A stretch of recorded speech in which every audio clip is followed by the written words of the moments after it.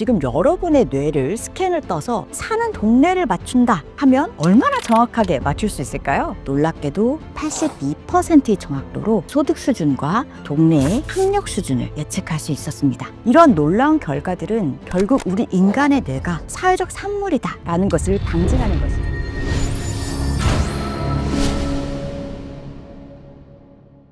안녕하세요. 고려대학교 문과대학 사회학과 학과장을 맡고 있는 신은경이라고 합니다. 우리가 얼마나 똑똑한지는 개인적인 산물일까요?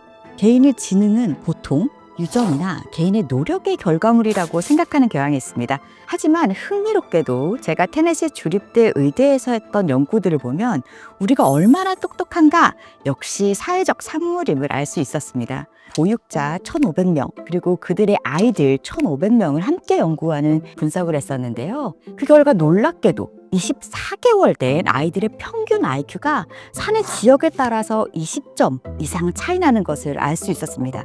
특정 동네에 사는 아이들은 IQ가 평균 90, 옆 동네에 사는 아이들은 평균 110.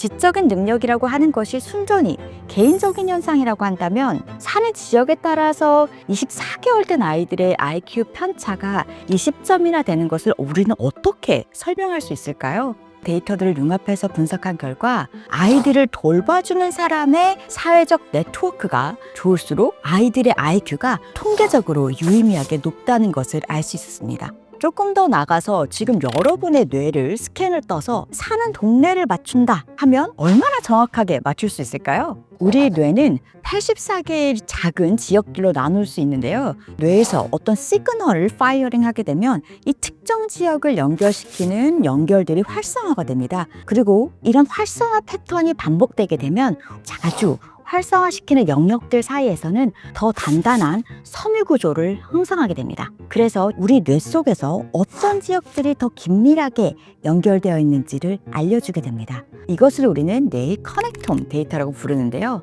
뇌의 커넥톰 데이터만을 활용해서 상위 20%에 부유하고 학력 수준이 높은 동네에 사는지 혹은 하위 20%에 가난하고 학력 수준이 낮은 동네에 사는지를 맞출 수 있었습니다. 얼마나 정확하게 맞출 수 있었을까요? 놀랍게도 82%의 정확도로 부모의 소득 수준과 동네의 학력 수준을 예측할 수 있었습니다. 이런 놀라운 결과들은 결국 우리 인간의 뇌가 사회적 산물이다 라는 것을 방증하는 것이죠.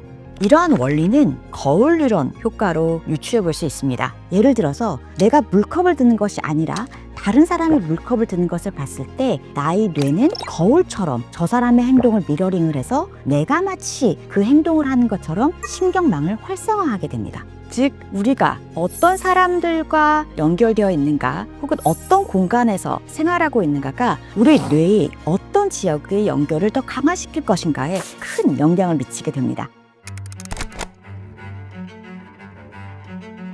우리 연결망은 우리 뇌를 발달시키는 데 지대한 영향을 미치지만 동시에 우리 삶의 가능성의 외연을 확장시켜주기도 합니다. 제가 했던 연구 중에 하나가 감옥에 갔다가 대학에 진학하시는 분들을 어떤 네트워크, 어떤 사회적 맥락이 이분들을 From Prison to College라는 성공적인 전환의 길로 걷게 했는가에 관한 연구였습니다. 감옥에서 나오신 다음에 대학에 진학하시는 놀라운 전환 과정에 관한 인터뷰를 진행했었는데요. 어떻게 대학에 진학하실 생각을 처음 하시게 됐나요? 라는 질문에 그분들께서는 감옥에 가서야 대학 나온 사람을 살면서 처음으로 만나게 되었다라고 이야기했습니다. 그리고 대학에 나온 감방동기가 어느 날 놀고 있는 그분들께 이렇게 말합니다. 야, 너 진짜 똑똑하다. 너 같은 애가 대학을 가야지 라고 이야기를 해서 웃어 넘겼다고 합니다. 그런데 자려고 누우니까 내가 대학을? 이라는 생각들이 반복적으로 일어나게 되면서 결국 감옥 안에서 검정고시를 치르시고 출소 후에는 대학에 입학하시게 되었다고 하셨어요. 이런 이야기들을 통해서 우리가 지극히 당연히 내가 열심히 공부해서 대학을 진학했다 라고 생각하고 있었지만 실제로 우리가 살면서 만나왔던 많은 사람들이 우리가 알게 모르게 저희들에게 교육에 대한 접근과 열정, 이용 가능성들을 불어넣어 주었기 때문에 가능한 성취였다는 것을 깨닫게 되었습니다. 어떤 사람들에게 둘러싸여 사는가는 대학에 진학할 확률을 높이기도 하고 누군가에게는 대학이라는 것을 평생 인생에 없는 옵션이라고 생각하며 살게 만듭니다. 중요한 자원은 관계를 통해서 전파됩니다. 그래서 관계는 매우 중요합니다. 하지만 문제는 이런 관계 자원이 사회 속에서 균등하게 분포되어 있지 않다는 것입니다. 어떤 곳에서는 더 많은 관계 자원들을 누리고 살게 되고 어떤 사람들은 그런 관계 자원의 네트워크에서 배제된 삶을 살아가게 됩니다. 역설적으로 다양한 사람들이 모여 살고 있는 감옥이라는 공간이 관계 자원을 재분배하게 되었다는 놀라운 연결의 기능을 제공했다는 거죠. 안타깝게도 우리들은 이러한 사회의 풍부한 관계망의 토양을 상실해가고 있습니다. 고립의 시대라는 이야기가 과언이 아닐 정도로 단절과 외로움을 겪고 있습니다. 영국에서는 2018년 고독부 장관이 세계 최초로 등장하게 됩니다. 이어서 2021년 일본에서도 고독부가 신설되었습니다. 외로움은 건강에도 악영향을 미칩니다. 하루에 담배 몇 개 피를 피는 것과 같은 악영향을 미칠까요? 실제로 외로움은 하루에 15개 피의 담배를 피는 것과 비슷한 해악을 건강에 미친다고 알려져 있습니다. 결혼 기피, 1인 가구의 증대, 우울과 고립의 창궐. 현대사회의 주요한 사회의 문제들은 결국 관계의 문제입니다. 사회적 동물이라고 불리던 인간은 왜 이렇게 관계를 잃어가고 있는 것일까요? 사실 우리는 다른 존재 없이도 일상을 영위하는 데 커다란 불편함을 느끼지 않습니다. 관계가 중요하다라고 말은 하지만 관계의 파기 역시 쉽습니다. 관계를 끊는 것이 이보다 쉬웠던 인류의 역사가 없죠. 과연 우리를 사회적 동물이라고 부를 수 있을까요? 관계를 잃어가고 있는 가장 큰 이유, 사실 관계 맺기가 점점 어려워지고 있기 때문입니다. 관계 맺기는 왜 이렇게 어려울까요? 다양성의 증대와 인터넷 공간의 필터 버블이 우리 현대사회의 관계 유실의 원인이라고 할 수 있습니다.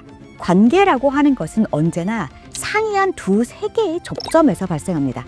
실제로 하나의 연결일지라도 그 관계를 읽는 독해법은 다를 수밖에 없습니다. 누군가는 더 빠르게 자극에 반응하기도 하고 누군가는 조금 느리게 반응하기도 합니다. 누군가에게는 감정의 반감기가 짧기도 하고 누군가에게는 아주 영속적으로 그 감정의 효과가 남아있기도 합니다. 본인과 타인이 관찰한 해석이 전혀 다를 수밖에 없기 때문이죠. 따라서 서로 다른 사람들이 만나서 맺는 관계는 근본적으로 모순적입니다. 현대사회에는 개인의 다양성이 폭발적으로 증폭되고 있습니다. 예전에는 개인이 개성을 가질 필요가 없었습니다. 200년 전 한양 땅에 살던 사람 그리고 그 옆집 사람의 차이는 오늘날 서울에 사는 사람과 그 옆집의 차이보다는 훨씬 적었습니다.